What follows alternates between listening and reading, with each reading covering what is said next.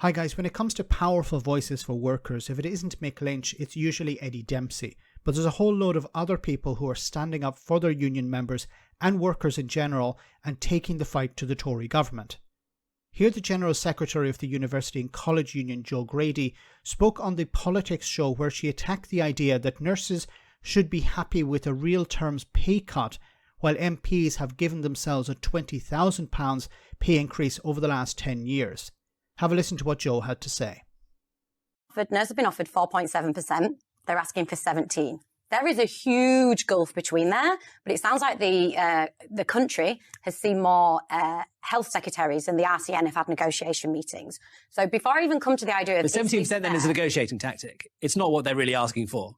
Who knows what they would settle for? The point is they're not being negotiated with. So if there is a question about fairness, about who carries the can, well, if the armed services are stretched, that's a question for the government as well. We have just heard testimony from Harry that suggests that nurses are going on to shift day in, day out, worried about the patient's safety because there are insufficient people.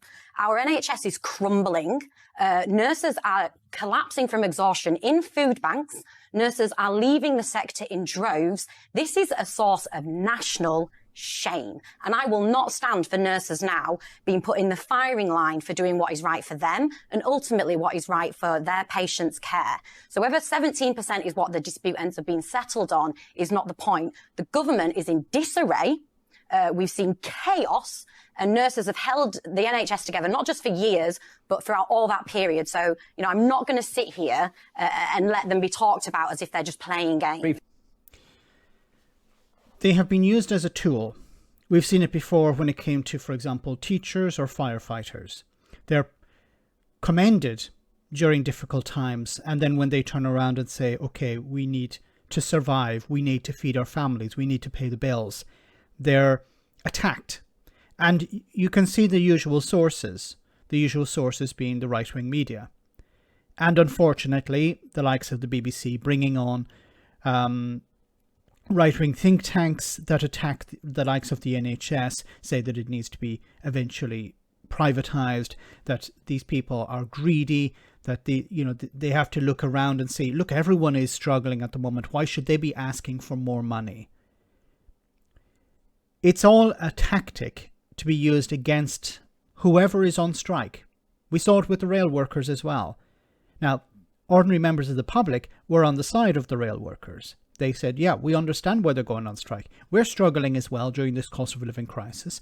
We understand they have the ability to go on strike. Many people can't. And many people understood that the only way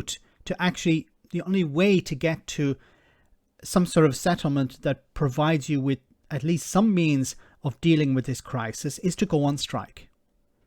The nurses have not gone on strike in over 100 years. They have nothing left. They have asked, they have begged, they have gone on shows like this, they have spoken to politicians, they've spoken to journalists, and nothing has made one bit of difference. They're overworked. They're stressed. They're seeing, as she said here, people leaving in droves. What does that do? It leaves the remaining nurses with a higher workload. And then to add to that, a cost of living crisis. It's bad enough that they're overstressed. It's worse that they have to go home and look at an empty fridge and say, okay, now I have to go to the food bank because I can't afford to feed my family, to pay the bills, to pay for parking, to pay for transport, things like this. They haven't had a pay increase. Many of them haven't had a pay increase in 10 years.